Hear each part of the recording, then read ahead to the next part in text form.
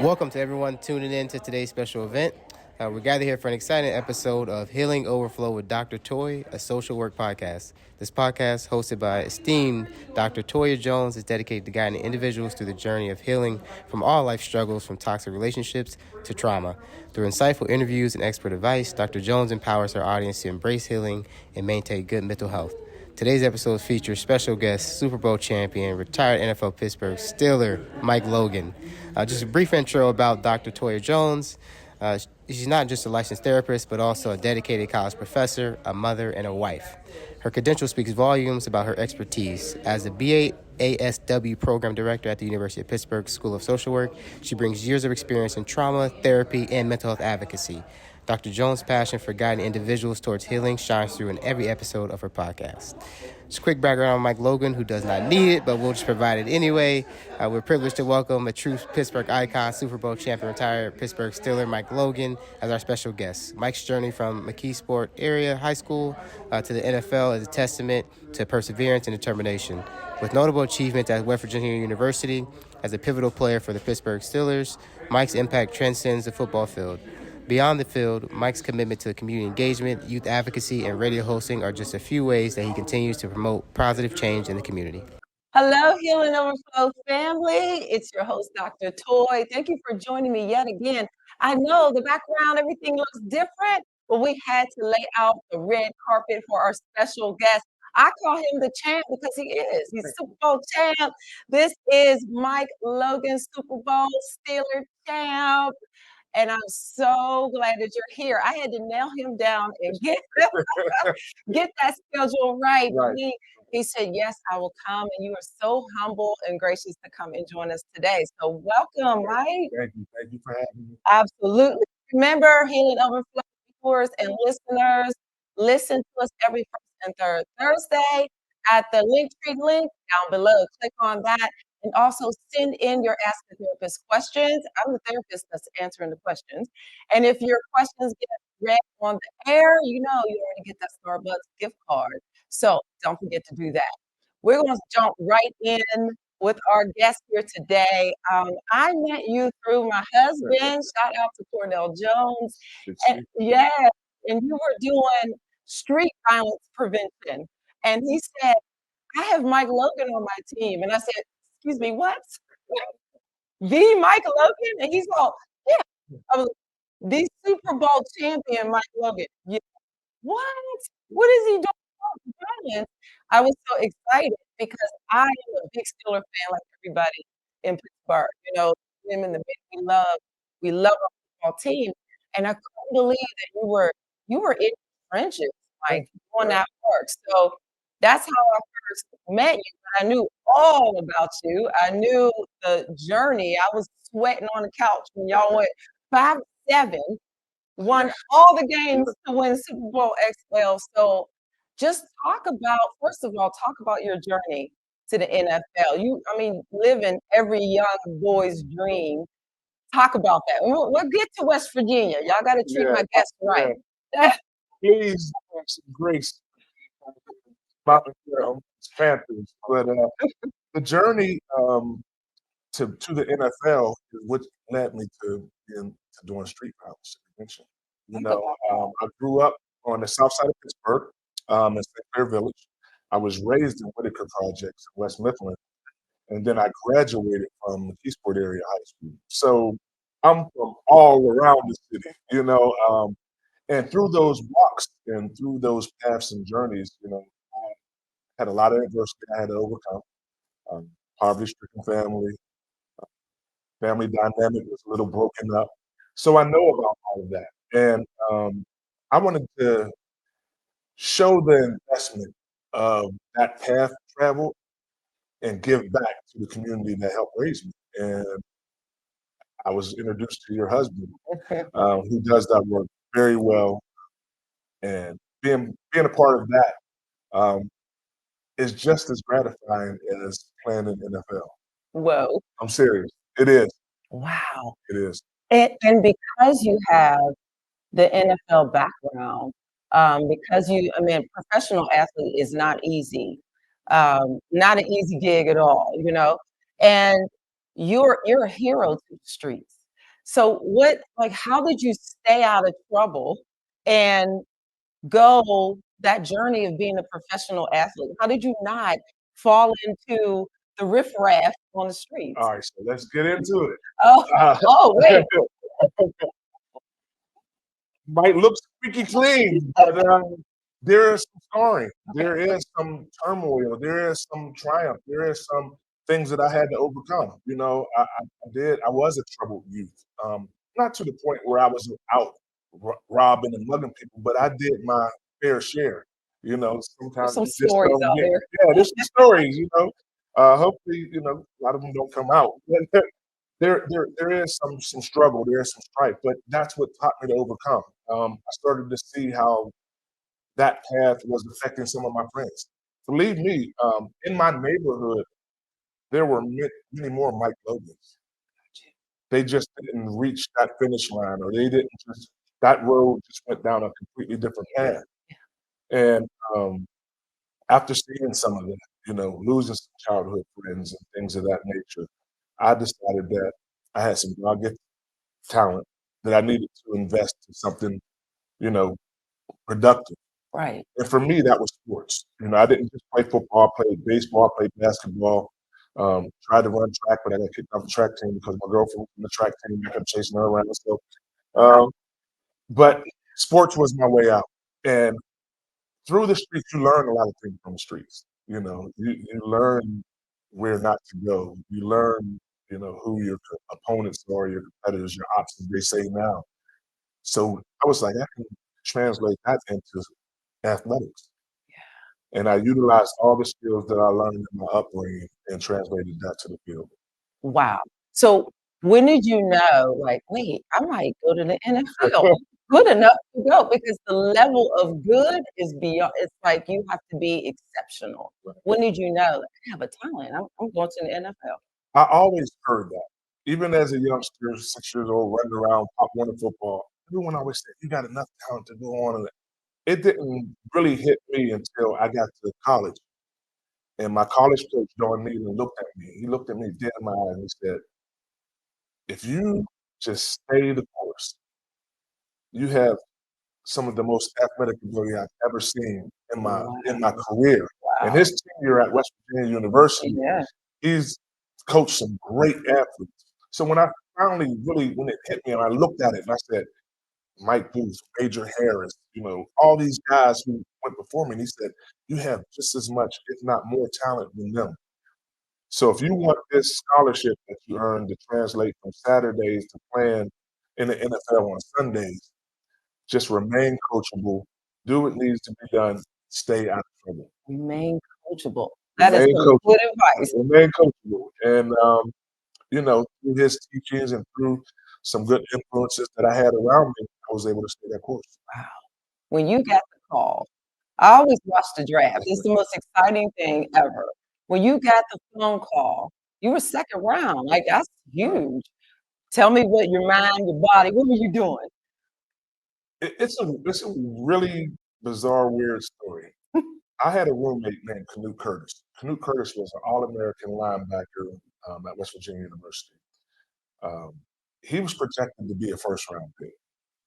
Now, me, I was projected to maybe just be picked. I didn't know where. I had a lot of injuries in college, so I was starting to fall down the draft boards a little bit because they were worried about my durability, going to the next level. They were, is he strong enough? Did he get hurt? So we had the same agent. We were actually at a hotel waiting for the phone call, watching the draft. I was there really to support him because I thought he was going to be drafted on the first day. Lo and behold, my agent pulls me in the bathroom. He's like, I'm starting to get phone calls from you. This was like the middle of the first round. Oh my goodness. So I'm sitting there. My dad's like, are we going to be having a party today or are we going to be having a party tomorrow? For you.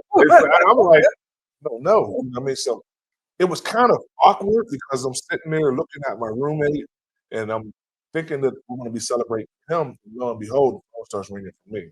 Yeah. And my agent's like, you're going to be selected, I think, in the second round. I'm like, wow. And it still wasn't hitting me until I got the phone call. And I was actually on the phone with the Detroit Lions. The Detroit Lions told me that the Jacksonville Jaguars were selecting me 4 picks later But they had at the 54th pick. And I said, I haven't even talked to Jackson. And they're like, they're selecting me. And I'm Wow. like, okay. So I'm sitting there, lo and behold, the phone rings, Tom Coughlin, and it's like, you're going to Jacksonville. I was like, sunshine, state, here I come. Then you end up in cloudy, rainy Pittsburgh. But that had to be like a dream. You grew up watching the Steelers. Like all we do is root for the Steelers in Pittsburgh. So when you got to the Steelers, how surreal is that? You're in the stadium playing for the Pittsburgh Steelers. I'm still living that out. And I feel it almost every day because there's people who've known me since, I was in Tampa. Mhm. And they see me every day. And just to, you know, sometimes even like my friends, they still look at me and say, "Man, how did it feel?" And I'm like, just imagine how you feel, how I feel being and doing that. You know what I mean? So every day, there's a lot of history that goes back to it. Even me just being a football fan. My grandfather was the first African American safety manager at the J&L Steel Mills, the old site where the Pittsburgh Steelers practice facility is now. And so watching him grow up with this hard hat every day, and him go to work and being such a Steeler fan, he had a black and yellow Oldsmobile car. He used to put on his hard hats. You know what I mean? So it was bigger than football Mhm. for the city for me. And then being able to go out and practice every day where he got his hands dirty meant so much more to me. So I truly, truly appreciate being able to accomplish that dream and play for the first team. Man, it's a huge dream because Pittsburgh fans, we're ridiculous. Like, Yeah, I'm trying to it's find a gold shirt to wear to welcome you. Like, it's that bad in here.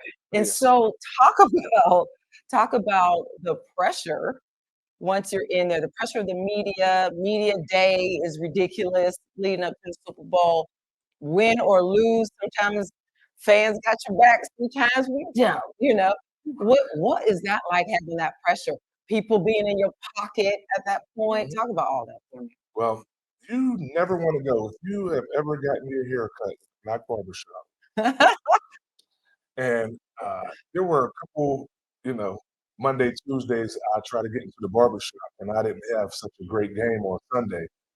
And you got friends who are the most brutally honest It was waiting for you. evaluation of everything you've ever done. And, man, how could you let that dude go over top of you and beat you like that? I had money on the game, man. You gonna give me some money? I mean, it's a lot. It's a lot to take, and I think that's what hinders a lot of athletes not being able to take that pressure and criticism. So you have to balance yourself. You have to find balance. It's a game. You know your sport. You know yourself. You know how to handle it. You know there's another opportunity to come back and get better and work on those things. But when you have your family, when you have the media, people don't understand playing on the field is the easy part because it's a game that you can play in forever. I see. It's something that you studied for years. But when you got the pressure of, okay, grandma needed her mortgage paid, you got to pay your mortgage, you got to figure out what to do with your finances, your kids got sports, you still have a family to take care of, you're still a husband, a father, an uncle, a brother, a son. You still have to play those roles. It's not just playing football, Mhm. which everyone almost thinks it is because they just see Sundays. But Monday through Saturday, you're going through hell. You're really going through hell, and it's a mental stress that you're not ready for because up until that point, you really haven't had to juggle things like that. Yeah, so you walked right into what I was thinking, what I was asking, like, mentally, how do you stay stable, or did you feel like the ground was crumbling?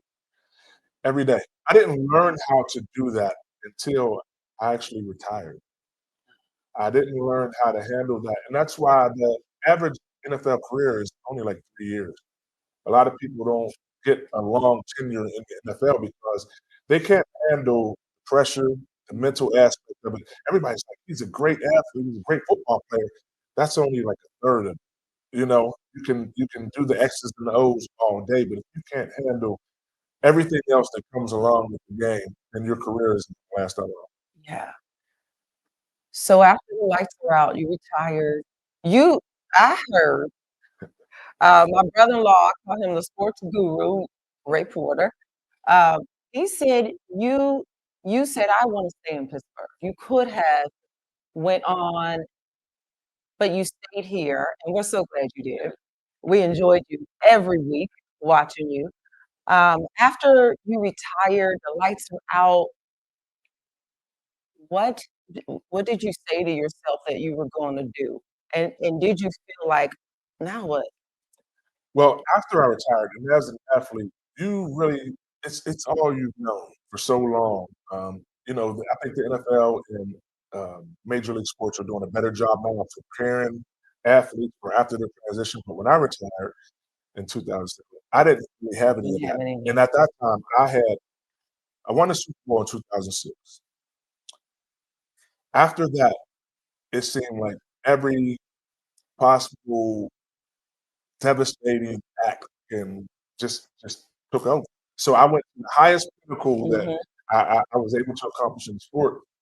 In that Super Bowl that we won, I ended up blowing out my knee. So I had a posterior injury to my knee, and I was in my ninth year at that time, and I was like, you know what? If we win this game, this is probably it for me because this journey it's been enduring and it's weighing on me mentally, physically. Mhm. Won the Super Bowl. I'm celebrating, I'm elated. Found out that my mother's terminally ill. So I'm like, okay, should I retire? It might be a good time to do that. But my mother said, we don't start something and not finish it. And Yes. after the Super Bowl, I was able to lift her up over the stand. She had bursitis in her hip, and she walked across the field with me. It was like the Wow. storybook, like let's just walk Wow. out the stadium and That go gave me on. chills. Yeah, I still think about that every day. And we get on the bus, and I'm elated because I won a Super Bowl, but I'm also injured. So I'm thinking like, is this the end of my career? Is this how I'm gonna finish up? She's like, we got more work to do. I got Were another you year. injured in the Super I Bowl was game? injured in the Super Bowl. In the Super You Bowl. got all the way to the Super Bowl. Oh. I mean, it was a journey, and I tried to tape it back up and throw a brace when it fell back out, but I had torn LCL, PCL, meniscus, microfracture. It was a wrap. It was a wrap. Yeah. So, but I didn't. I had did that 3 years prior to my right knee in the playoff game, so I knew what work it was going to take to get back. At this time, I'm 32 years old. I'm like a little bit older. You don't recover as fast, so I didn't know if I was ready for that journey. And on that bus ride, my mother said, "You have one more year on your contract. You're going to finish that out. You want me to fight what I'm going through, but you to finish your contract." That's good, Mom. So, finished my contract, played that year. Right after I retired, 6 months later, my mother passed away. So I'm dealing with injury, I'm dealing with retirement, I'm dealing with, devastating loss. Sure. After that, I was previously married. Marriage started to get into some trouble. I'm going through a divorce. So it was like it was an injury, retirement, mother passing away, divorce. I started doing media. I was working for ESPN 1250, had a show on there. That was kind of my way to get away. Kind of just that was some interference for everything that I had going on. In 2010, and this is like 6 months, 6 months, 6 months, all these things happened. 2010, ESPN's bought out by Disney, they're shutting down the show. So now Ah, I'm losing out just a from lot. it was just and Dream. it just kept on coming. Mhm. And I had no idea how to deal with that. I never thought about checking on my mental health. Physically I had rehab, I came back, but mentally I was just dwelling in a dark place. And I dwelled in that dark place for years and years and years, and nobody even. So were you wearing a smile? I was masked. I Masking. was masking to the best of my ability. I was trying to hide those things because as a big group athlete, you don't want to show that you're weak in any way. And I didn't have football to go back to take out those frustrations. So I just kept them all inside, and I was just deteriorating. Wow. Then the pandemic hits, Oh yeah. and you talk about having COVID. Just talk about that for a minute. You didn't have normal COVID. COVID tore you up. It's like, even thinking back to it now, as I lay in bed for, I think, 11 days straight, um, and my wife had COVID at the same time. We both had COVID at the same time. And 2 or 3 days later, she's up back on her Peloton. And she's talking to me like, "You got to get up. You got to fight this." And I'm like, "I can't."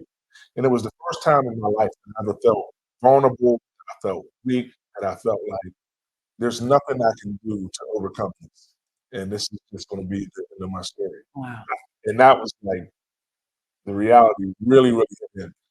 And COVID was a gift and a curse for me, though. It was the first time that I ever did anything for myself mentally. Mm. I was finally convinced to seek some therapy, to talk to somebody about it, to let them know that I wasn't feeling as strong as I once felt. But just getting to that point was so hard for me because I didn't want anybody to see the shell, you First know? of all, you're a tough Yeah, Black man, right, hero, right, NFL Super right. Bowl champ. I gotta go to therapy. Yeah, I gotta go to therapy. And I got a good group of guys that I hang around, but some of your boys, they like, They be the worst. they be on you. It's raining outside, the torrential downpour. I got an umbrella. Man, you got an umbrella? What you mean? But you got a Yeah, jacket on, Paul. It ain't cold. But I remember one time we were hanging out and we were in a cigar lounge, and it just hit me. It was a state of paranoia, and I just got up and left. Mm. And everybody's calling and figuring out, what's going on, what's going on? And I said, man, I don't know what it was. I just had to get out of that environment. And it was like the first time that I had fellowship with my boys about how we're doing mentally. Mm. And then being able to talk about it with familiar people and just get our feelings out, express ourselves to one another. It helped me start talking to my therapist and really get into counseling about what was going on. Then I wasn't afraid anymore. I wasn't afraid to step out of that shell and speak out about what was going on with me, what I was dealing with. And I started to do that. I felt so much more comfortable with just my feelings. It's improved my relationships. It's helped me out with being a parent. I can understand some of the things that children go through now, but they don't know how to express it to the parent. Mhm. So it's been very therapeutic and gratifying for me to go through this process. Well, my smile is huge because I'm a Yeah, therapist. right. So for you to say, I knew I had to go to therapy. I knew I had to take care of my mind. I've been treating my body like a temple, a castle, because it was your whole career. A money maker. The money maker. You had to treat that thing right. Now you realize my brain is everything. I gotta be there for my wife, my kids. Shout out to Jen, wife. Um, and you were strong enough. As a therapist, I think you're even more of a hero and a strong man, more of a man to say, I need therapy. Well, as an athlete, if you push your ankle, what are you going to do? You're going to go to the athletic trainers. You're going to get treatment. You're going to do ice. You're going to do stem.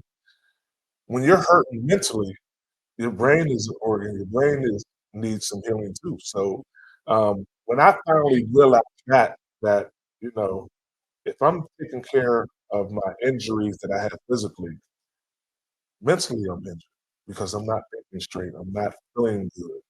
I need to get some help for that. I need to get some therapy for that, and I haven't stopped since. You got it. And you talk about it. Yeah. You don't have to talk about it.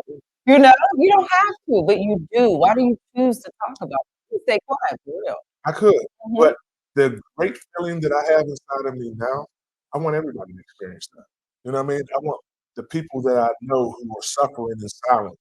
I I learned about a trauma that I had when I was 6 or 7 years old that I held down deep for so long that it was really, literally tearing me apart. It was breaking apart the relationships I had, and it was all rooted in a situation that happened when I was 6, 7, 8 years old.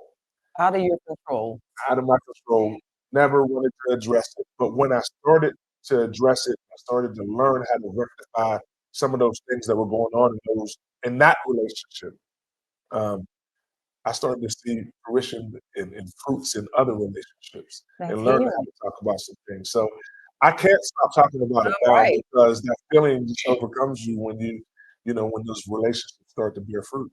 We don't want you to stop talking about it because you're a very important voice, as humble as you are. And y'all, he's so humble and really could be haughty. But you decide, I'm going to talk about it so I can help others to heal.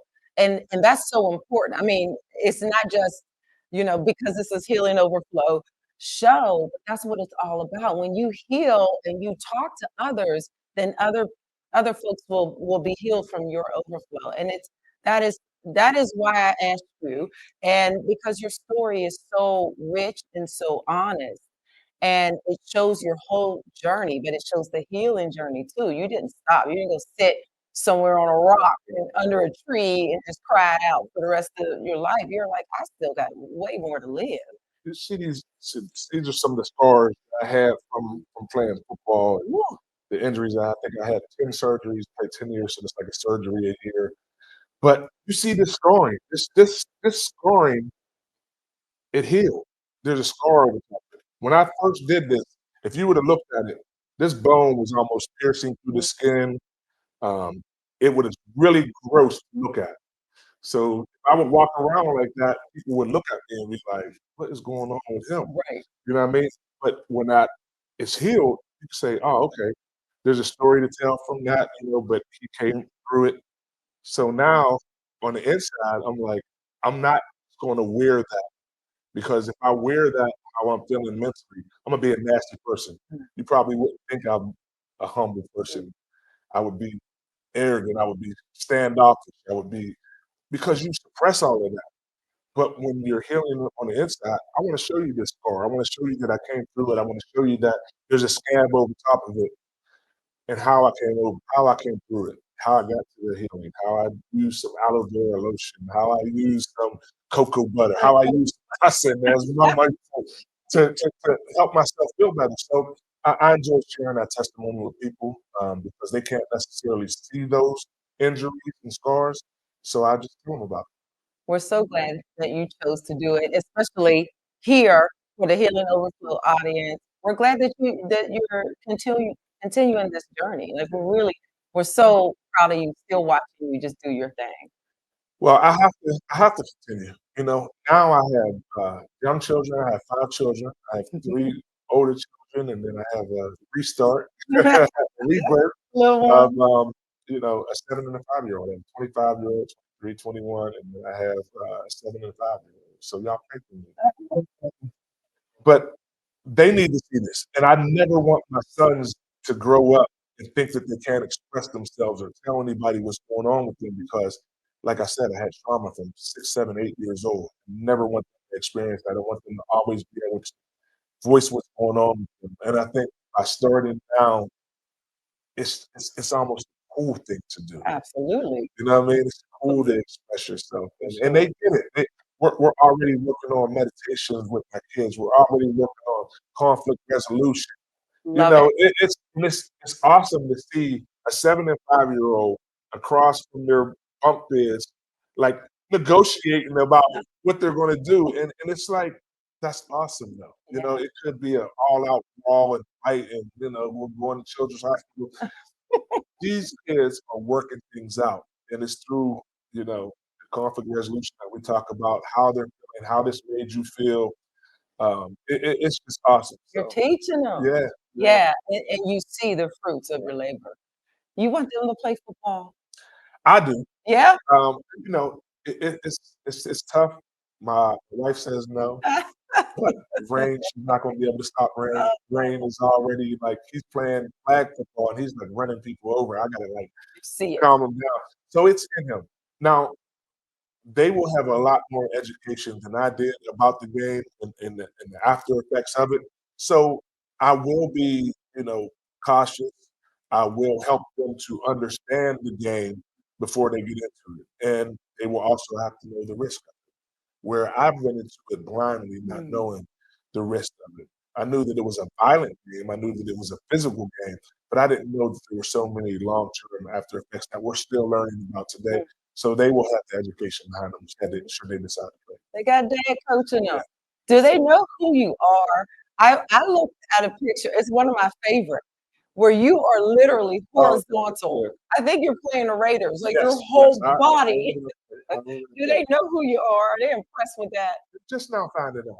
My older kids, my younger kids were like, and I got to tell you guys this, they're Pitt Panther fans. They met those people in the barber shop, and he sat down and talked to them for a minute, and they were like, want to go to and I want to be a Panther. My mountaineer blood was just boiling. And I have to share just a quick story. I wanted to be a Panther too, so there's a little resentment. There's a little, but back in 1991, Coach Hackett decided to offer me a full scholarship. So I went down 79 and I decided to keep y'all's tails for 20 years.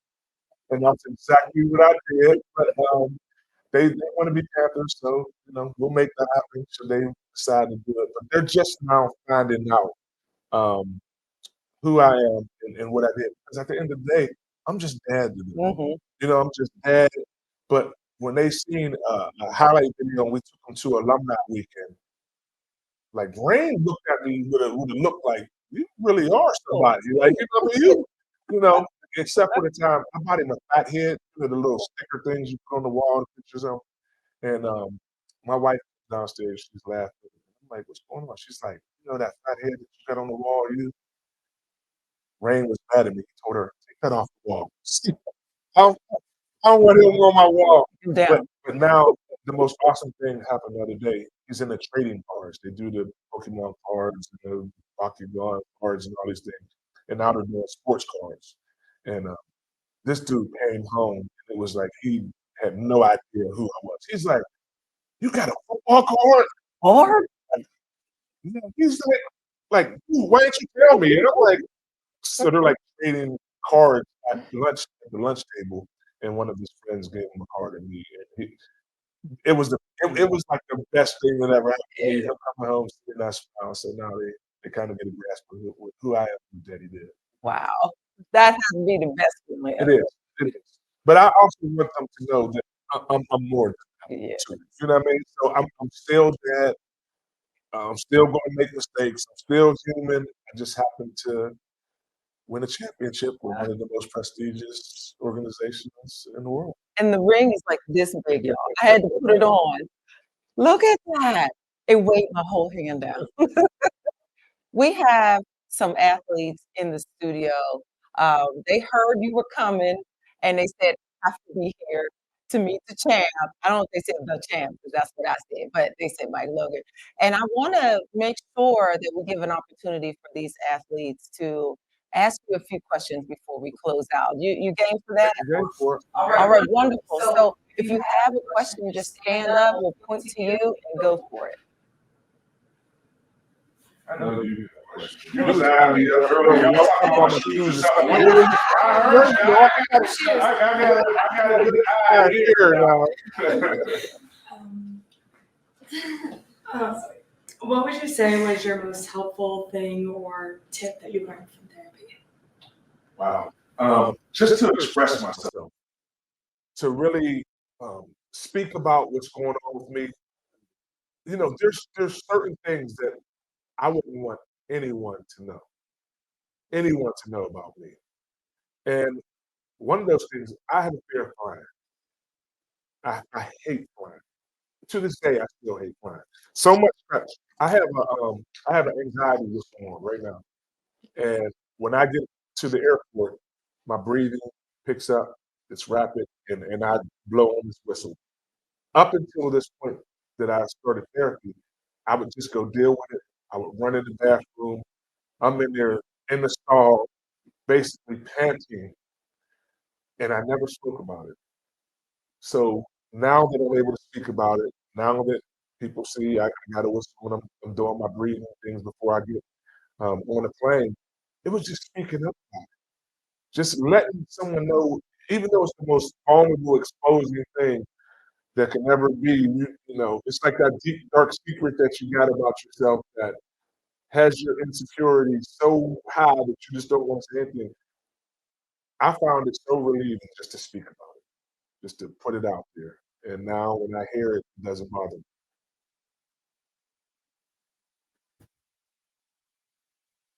Obviously, from the time you're young, with a lot of athletic people, talented, intelligent people, do you ever feel imposter syndrome knowing that you were the one who bring out to reap the benefits of grinding it up? That's a great question. There were a lot of athletes who had just as much, if not more, athletic talent than me, and I'm still cool with those guys. You know what I mean? I was one of the only ones that make it out of my crew, but I never left that crew. So they kind of got to go on the journey with me, but you still feel a little bit of guilt about what could have been with, the people around you. But they also got to go on that journey with me. So sometimes, I may have needed them to accomplish what I accomplished to get there, but we all were able to reap the benefits of that. Like I'll never forget calling my boy, who I grew up with, and said, "Bro, we're going to the Super Bowl." He's like, "You mean you're going to the Super Bowl?" I was like, "No, you're going to." You know what I mean? So you do feel a little bit of that, but the relationship hasn't changed. I didn't leave them in the wind. They didn't leave me, and they're successful in all their other aspects of life that they're doing. So for me, it's an ordained path. You know what I mean? It's an ordained path. I think everyone has the same opportunity to achieve that. But if you don't take advantage of some of them situations, then that wasn't your path. You know what I mean? So I don't really have that.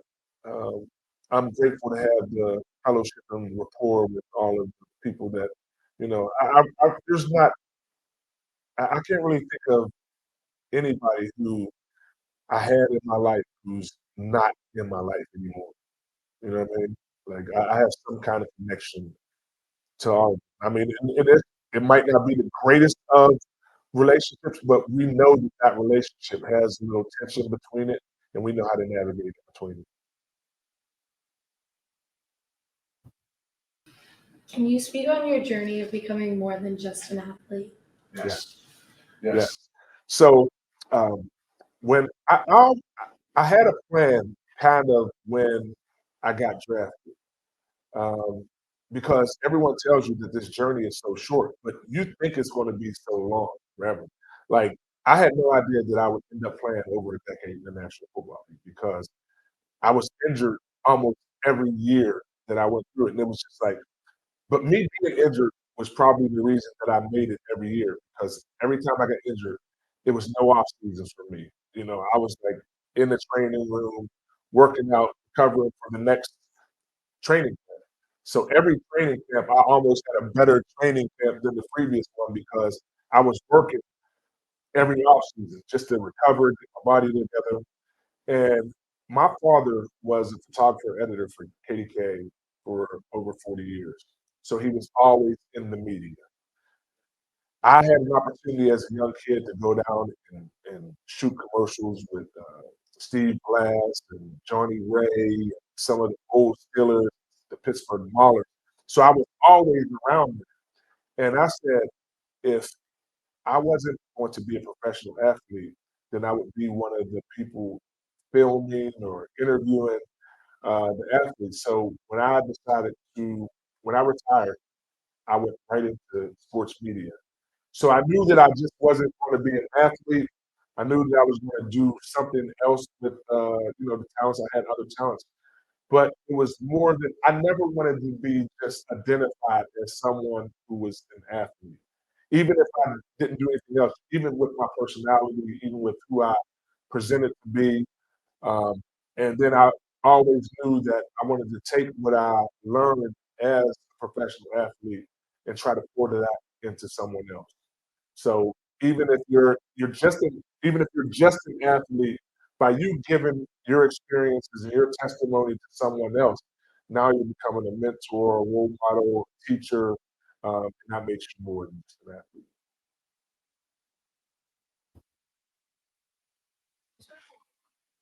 Started the therapy and stuff about your experiences. Do you think that vulnerability that you learned has strengthened some of your relationships after receiving therapy? And do you think that if you would have started it earlier, that it may have strengthened your relationship with your teammates and made you a better football player? Definitely. Right now, I have more prosperous relationships with my friends and former teammates than I did when I was playing. And I'll never forget, there was a guy, his name was Donovan Darius. I played with him in Jacksonville. I did play for the Jacksonville Jaguars. I know we love the Pittsburgh Steelers, but Jacksonville was the team that drafted me in 1997. They gave me the opportunity to play in the NFL. There was a guy named Donovan Darius, and he used to speak affirmations to himself. And he had a video camera in his locker. He used to talk about things that, was going on with him. Like, oh man, I had the wrong angle on this play. We thought he was crazy. Like we were like literally like, dude is Logan. But he was a hard nosed player, gave everything he got. And I was like, man, why do you do those things? And he was like, those are all my deficiencies that I'm putting out there. And I want to speak them out so that I can hear it. I can, other people can hear it and they know these things, but it's just going to make me get better at that. As I started to speak about my vulnerabilities and where I felt weak at, some of my other friends started to speak about their vulnerabilities. It was like a chain reaction. And instead of us going and working on the things that we knew that we were good at, now we work at the things that we need help with. So instead of us going out and having a cigar or something, we might go to a seminar about self-help or things like that. Things that we would never think that we were going to do together before, but it gives us time to fellowship. It gives us a different, lens of interpretation on certain things. And I would never thought that I would be going on a retreat with a couple of my boys. You know what I mean? Without our wives, we're going on a men's retreat about self-care. It's like, no, bro, that ain't gonna happen. But the first one we ever went on, we came back from it. It was like, wow. And then we noticed the like I said, the fruits of that labor from our wives who were like, oh, you're not hard of hearing. You can hear me. You do understand what I'm saying to you. So yes, being vulnerable has opened up a whole new world for me, especially with the relationship with my former teammates and friends. You speak about being injured a lot in college and in the NFL. I'm wondering, did you ever have points of doubt? And if so, how did you overcome them? Wow. I have a testimony. In college, I almost threw in the towel. I showed you the scars from my wrist and my forearm. I have two plates in there and 8 screws in each side. And I got injured my freshman year, my sophomore year, and my junior year. And I was like, this ain't in the cards for me. I don't care what y'all are talking about. Coach Needham kept saying, no, you just got to keep at it. I'm like, Coach, I think the Lord is telling me I don't need to be a football player. And that was the first time when I really just thought that the game wasn't for me. And the only reason I was able to overcome that was that I had some encouraging people around me. And then in those dark moments when I was by myself, I almost heard my own voice saying, if this is what you want to do, and this is who you want to become on the field, then you just got to go out, tune out everything else. And then I almost reversed it like, okay, this is a detractor just trying to take me off my path of what I wanted to do. And even so much like in the NFL, like I told you, that after the Super Bowl, I was like, this is it. But I had to complete that last year and get through it. And then and tell you the truth, I probably could have went on and played a couple more years and had a couple steal years when they say you steal the check. But I had done everything. I didn't talk myself out of not playing. I talked myself into being satisfied, being able to overcome all the injuries and adversity that I had. Oh, that's great. I think we have time for one more. If there's a burning question, one more question. write mine down because I'm not good. So I grew up in Pittsburgh as well. What was it like growing up in Pittsburgh, attending a local school, and then playing for a professional team in your hometown? And did that make you feel like there was an expectation or pressure to actually playing for the Steelers, assuming that if you were watching them play? Yeah.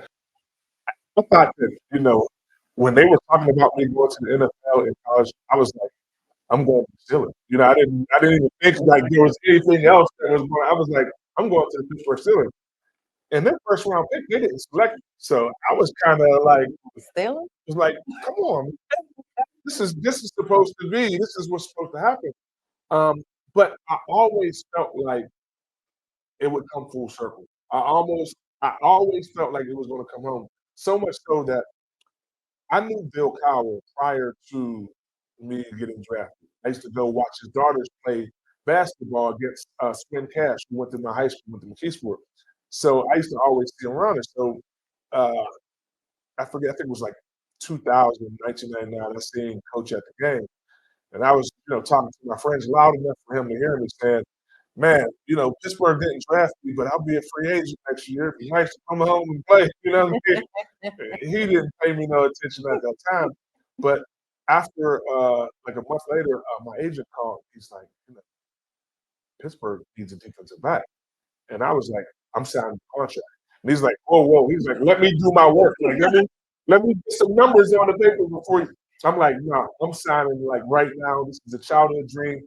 At 6 years old, I stood up and I'll never forget with a group of my friends and said, I'm gonna be a Pittsburgh Steeler.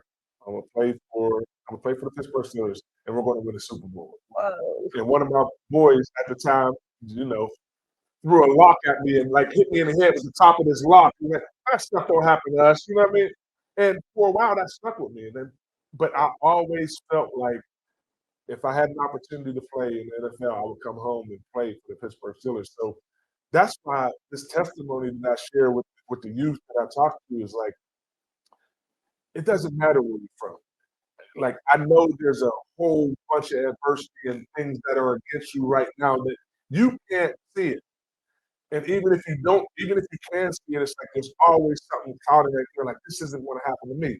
But I'm like, I'm gonna live a testimony that it did happen. Like and that's why I go back home and do the youth intervention and group violence prevention because I want them to see that it's truly me. People are like, why don't you just stay in Jacksonville and enjoy the weather? And how do you come back home? I said, because I need for the children who want to go on and do something to be able to see me, pinch me, and say, this is reality.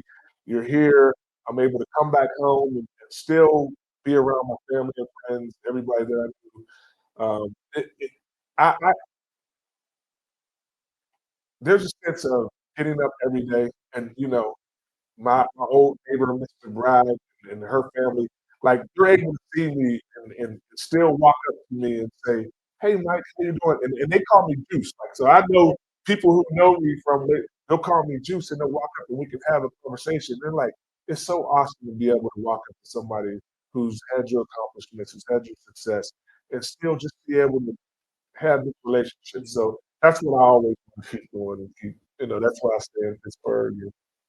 And, we get my kids a scholarship to Pitt. They'll be here, be Panthers. So let's make that happen. You hear that, Pitt? We got to work Let's on make it. that happen.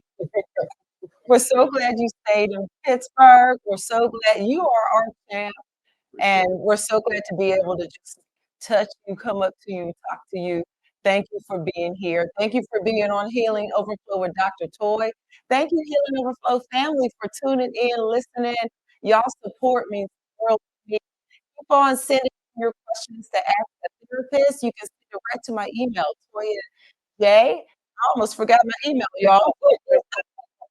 I don't even myself. Toya J at pitt.edu or hit the Qualtrics link. You can listen to season 1 and season 2 of Healing Overflow with Dr. Toy. Click on the Linktree link. It'll take you to all the social media stuff that my kids told me I needed. So thank you for joining us, Pitt athletes. It was so wonderful to have y'all. Thank you again, Mike. I can't even believe you're here. This is so wonderful. Listen, I was such a fan, but now I'm even more a fan of number 31.